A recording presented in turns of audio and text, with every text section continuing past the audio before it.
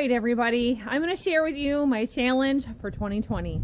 You know, I've been working on cleaning out this old hip roof barn behind me. I got all the manure cleaned out of it nearly by myself, a little bit of help from the boys, and it's time to start in on some huge repairs. I've got some wall damage and some old rot in the wood.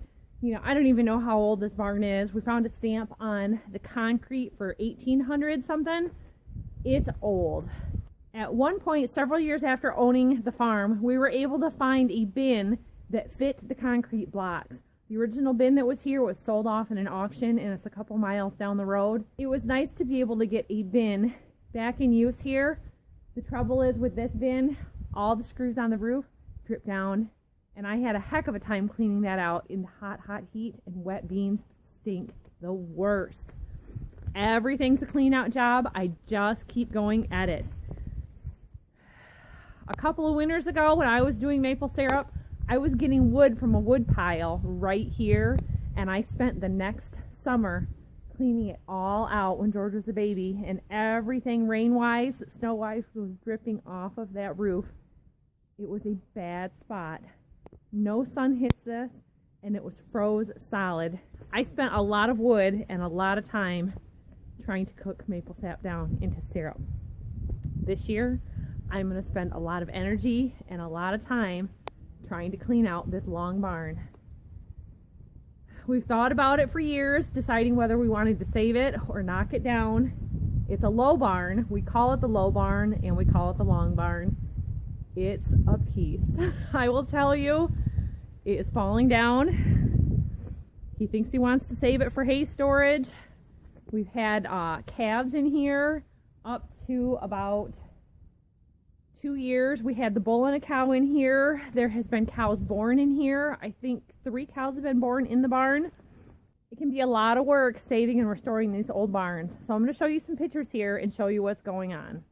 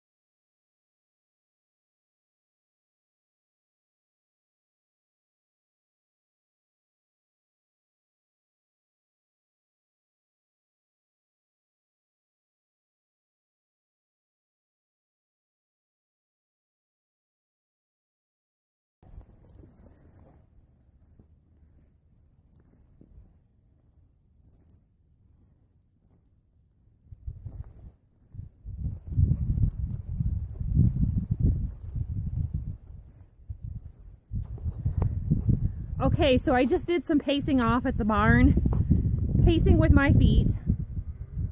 I'm figuring that this barn is about 20 feet by 80 feet, and you can see there is a lot going on. The loft barn caught some wind, it fell down. At that point, we had pretty much decided we weren't going to save the barn. It's been sitting in this condition, not housing any livestock for 2 years.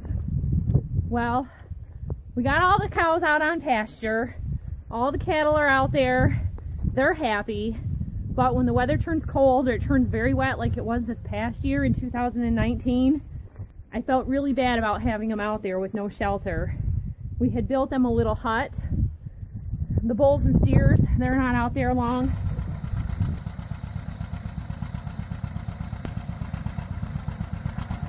My very hard work from yesterday is getting unloaded.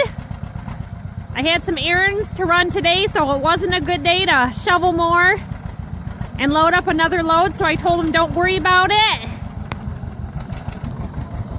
It's 22 degrees out today, and we're going into the second week of January, and I am keeping at that manure job. So this is the second load that is pulled out of that barn, and the very last almost of what's needing to be spread in this field. So it looks like he's got just this last little corner right here to do. Not very much, but you can see that last load was pretty light. This bedding has dried out from the wind blowing in there. The rest of this had been spread out with the pig pens, and it was super wet. This top layer of this has dried out a lot, so it's kind of good and bad. It's so light that I can't get it with the pitchfork, and it's too heavy for a shovel. So this is how much I've gotten done, and I worked on this for probably 2 or 3 hours yesterday. It's slow going stuff. Now there's like a dry powdery layer, a big flaky layer that you kind of have to break apart, and then this packed layer, and you know, it's a lot of years worth of stuff. But you can see kind of where I started here on this board, on that post. So I've gotten it down. I was hoping today to be able to clean up around this post and this post. This post was put in a secondary to help support the loft floor up above, and there used to be a post here also. My father-in-law knocked this one out and hit that one, so it fell over.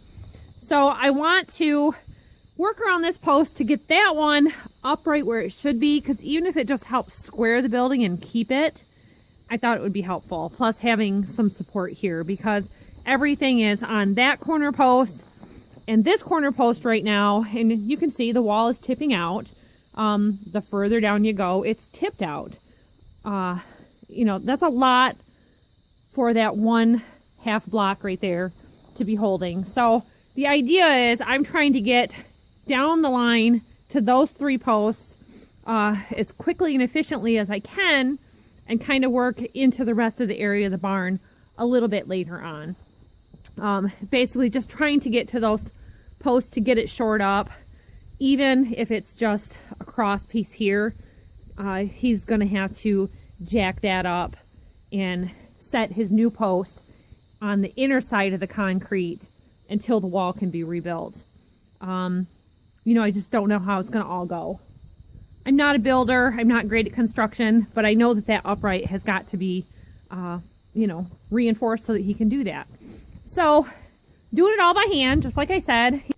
He didn't want to rent a skid loader from Home Depot. There's clearance issues and there's safety issues and everything. And then, you know, the safety issues with the barn falling if we were to bump something. Hard thing I had, the square flat shovel was really good for getting things up off of the floor. This one's the old feed shovel. It's real worn around out in the bottom, so very short handle, and I really wish that they would make those feed shovels with a longer handle for me. I'm getting by with using all of our different variety of pitchforks. That curved pitchfork that I told you last time when I was doing this in the summer really comes in handy for busting through the different layers, breaking the top powder layer off. The 3-prong pitchfork I actually bought for Trey so that he could have a lighter weight pitchfork to use, because at the time we had bought this one, and I think over time it's not as heavy as it was, but it doesn't have great shoulders on the pitchfork portion for your feet. And you know, my pinky toe is healing, so that's kind of hard for me as well to have to use that. Now, this is my best and favorite pitchfork, but you can see one of the tines got bent, and when it hits the ground, that bent tine is hitting first. So I'm going to see if he can heat that up and bend it back. So I'm going to take this to the shop for him. It has got the best shoulder for my foot. It's got a full foot width there for that, and it's got a light handle. So I'm taking this bent pitchfork to him. I have another 10-tine pitchfork, and it has been the most useless spending of money that this farm has seen. I picked it up at Menards. It says it's a 10-year warranty on it, so I'm going to take it back. They want you to take in a receipt for it. How many people are going to hang on to the receipt where you can find it with the pitchfork for 10 years? Well, I think it says it's a forged steel. It's so brittle that it has come unwelded, and it has cracked in 5 different spots. So I thought maybe it would be better if I just had him weld it for me. But I'm coming to check on it. I don't think it's been done yet. I thought he could heat this up and straighten it out for me also in the meantime. Long story short, there's a lot of good usable beams and lumber in here, and there are some broken beams that need repair. You can see behind me where the concrete wall gave out from the pressure of having the manure against it and the bedding. One thing I learned, for every bale you shovel in, you got about 2 to shovel out because of the manure, the organic content, and any broken down wasted hay and straw. So I'm gonna have a lot of shoveling to do. I'm gonna put this old manure spreader to use. I hauled out my first load yesterday, and it is frozen ground today. He was able to go out in the field and spread it this morning. We're getting a little bit of a light snow right now, so there's going to be some work to do. We've got a concrete ground dry lot right here. It would be a nice spot to be able to do pigs or cattle when they're young and have them indoors. It's just always hard because there's not much sun out here, and I like to be able to look out the window and see what's going on. But you can see up there we've got some pulling at the corner post. A lot of repairs to be done. It's going to be a big, busy year, just cleaning out and then getting into the repairs during the summer. So, as always, thanks for watching. Remember to hit that subscribe button. Hit the like button for all the hard work we're going to do to help restore this old barn. We'll see you next time. Bye-bye.